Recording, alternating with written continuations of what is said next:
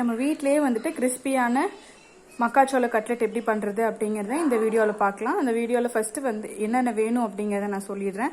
வீடியோக்குள்ளே போகிறதுக்கு முன்னாடி மறக்காமல் சேனலை சப்ஸ்கிரைப் பண்ணுங்கள். வாங்க வீடியோக்குள்ளே போ.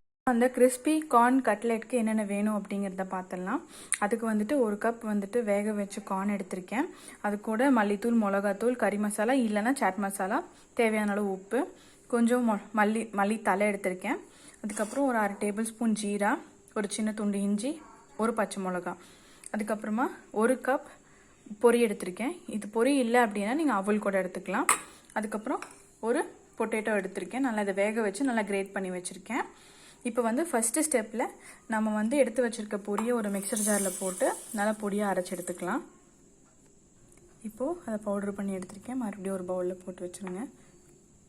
அதுக்கப்புறமா இன்னொரு மிக்சர் ஜாரில் எடுத்து வச்சுருக்க கார்ன், அது கூடவே எடுத்து வச்சுருக்க ஜீரா, இஞ்சி, பச்சை மிளகா இதை ஆட் பண்ணி அரைச்சி எடுத்துக்கலாம். இதை வந்துட்டு இப்படி அரைச்சி எடுத்துட்டு இதை வேறு ஒரு பிளேட்டில் போட்டுக்கலாம். இங்கே நான் இதை வந்து ஒரு பிளேட்டில் ட்ரான்ஸ்ஃபர் பண்ணியிருக்கேன். உங்களுக்கு வேணும்னா ஒரு மிக்சிங் பவுலில் கூட போட்டுக்கலாம்.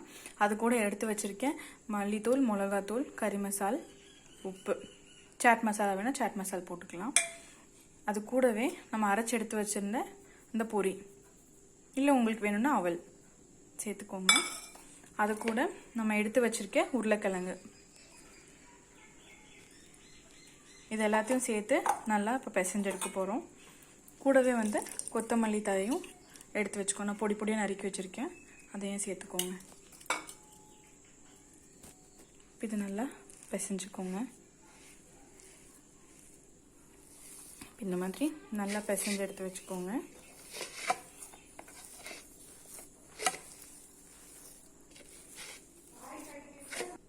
இப்போ இது மாதிரி நல்லா பிசைஞ்சு எடுத்து வச்சுட்டு நம்ம ஷேப்பில் என்ன ஷேப்பில் வேணுமோ அது பிடிக்கிறதுக்கு முன்னாடி இதுக்கு டிப்பிங் ரெடி பண்ணிடலாம்.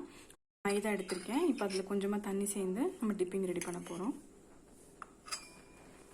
நல்லா ஒரு ஸ்பூன் வச்சு இப்படி மிக்ஸ் பண்ணிக்கோங்க.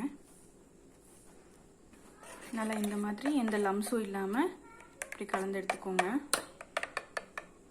இது ரெடி பண்ணிவிட்டு யூஸ்வலாக பிரெட் க்ரம்ஸ் அப்படி இல்லை அப்படின்னா உங்களுக்கு வந்துட்டு ரஸ்க்கை பவுட்ரு பண்ணி அதில் டிப் பண்ணி நம்ம பொரிச்செடுப்போம். இது ரெண்டுமே இல்லை அப்படிங்கிற பட்சத்தில் வந்துட்டு நம்ம இந்த சேமியா எடுத்துக்கலாம். இது வந்து இன்னும் கிறிஸ்பியாக இருக்கும் உங்களுக்கு.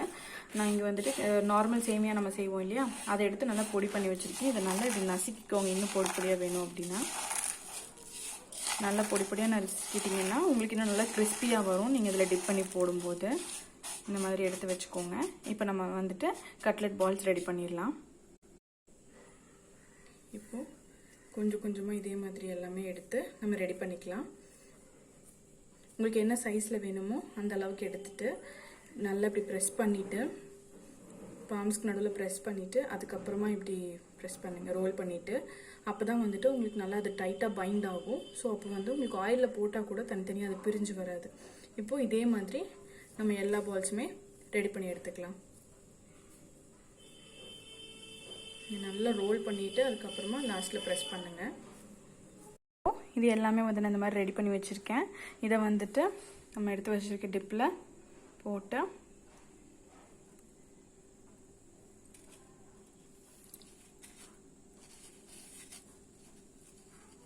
இந்த மாதிரி எல்லா பக்கமும் நல்லா பிடிக்கிற மாதிரி அப்ளை பண்ணிவிட்டு தனியாக எடுத்து வச்சுருங்க. இதே மாதிரி நம்ம எல்லா பால்ஸுமே வந்து இப்போ ரெடி பண்ணி வைக்க போகிறோம். அண்ட் எஸ், நான் இந்த மாதிரி எல்லா பால்ஸுமே வந்து உங்களுக்கு ரெடி பண்ணி வச்சுருக்கேன், கட்லெட் பால்ஸ் எல்லாமே. இப்போ வந்து நம்ம இதை பொரிச்சு எடுத்துடலாம். அதுக்கு வந்துட்டு ஆயில் ஃபஸ்ட்டு வச்சுக்கலாம். நம்ம இந்த மாதிரி டிஷ் செய்யும்போது கடாய் கொஞ்சம் அகலமாக இருக்கணும் பார்த்துக்கோங்க. அதே மாதிரி ஆயில் வந்து நல்லா சூடாகாமல் நம்ம வந்து இது போடவே கூடாது. ஏன்னா போட்டோம்னா பிரிஞ்சு வந்துடும். ஃபஸ்ட்டு வந்து ஆயில் நல்லா சூடாக இருக்கான்னு பார்த்துட்டு அதுக்கப்புறமா தான் நம்ம அதை பால்ஸ் எல்லாம் போடணும் இல்லை. இப்போ இதில் ஒன்று ஒன்றா எடுத்து போடலாம்.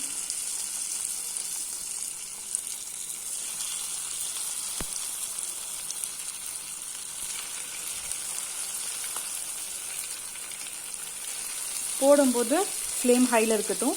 போட்டதுக்கப்புறமா மீடியமில் வச்சு நீங்கள் குக் பண்ணுங்கள். இல்லைனா வந்து சேமியா அந்த கார்னர்ஸ் இருக்க சேமியாலாம் கருகிடும். அப்போ டேஸ்ட்டே வேறு மாதிரி ஆகிடும். ஸோ மீடியம் ஃப்ளேமில் வச்சுட்டே நல்லா பொரிச்சு எடுத்துருங்க.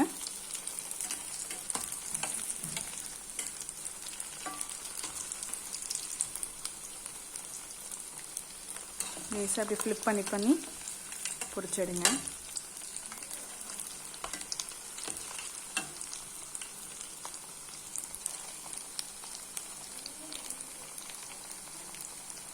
யூஸ்வலாக நம்ம இந்த பிரெட் க்ரம்ஸ் எல்லாம் போட்டோம் அப்படின்னா வந்துட்டு தனியாக பிரிஞ்சு வந்துடும். ஆயில் ஃபுல்லாக ஸ்பாயில் ஆகிறது இல்லாமல் நம்மளோட டிஷ்ஷும் வந்துட்டு நல்லா ஸ்பாயில் ஆகிடும்.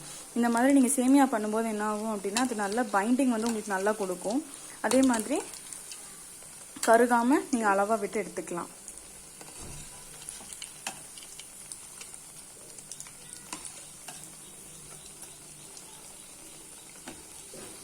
நல்லா ஃப்ளிப் பண்ணி குக் பண்ணி எடுத்துருங்க.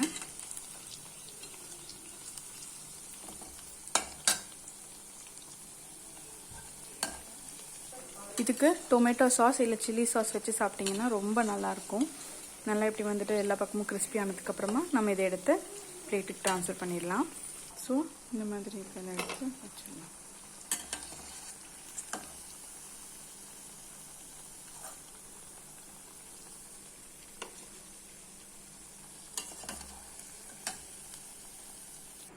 ஸோ எடுத்து வச்சுருந்த எல்லா பால்ஸுமே வந்துட்டு நம்ம இப்போது ஃப்ரை பண்ணி வெளியில் எடுத்தாச்சு. இப்போது நம்ம மக்காச்சோளம் கட்லெட் எப்படி பண்ணுறது அப்படிங்கிறத பார்த்தோம். ஈஸியாக எப்படி கிறிஸ்பியாக பண்ணுறது அப்படிங்கிறத. இந்த ரெசிபி உங்களுக்கு பிடிச்சிருக்குன்னு நம்புகிறேன். இதே மாதிரி நீங்களும் வீட்டில் ட்ரை பண்ணிவிட்டு எப்படி இருந்ததுங்கிறத கமெண்ட் பாக்ஸில் கமெண்ட் பண்ணுங்கள். நான் இங்கே வந்துட்டு இன்றைக்கி ஹோம்மேட் டொமேட்டோ சில்லி சாஸ் எடுத்திருக்கேன். உங்களுக்கு இந்த ஹோம்மேட் டொமேட்டோ சில்லி சாஸோட ரெசிபி வேணும் அப்படின்னா நீங்கள் இந்த டிஸ்கிரிப்ஷனில் லிங்க் ஆட் பண்ணுறேன், அதில் செக் பண்ணிக்கோங்க. தேங்க்யூ ஃபார் வாட்சிங்.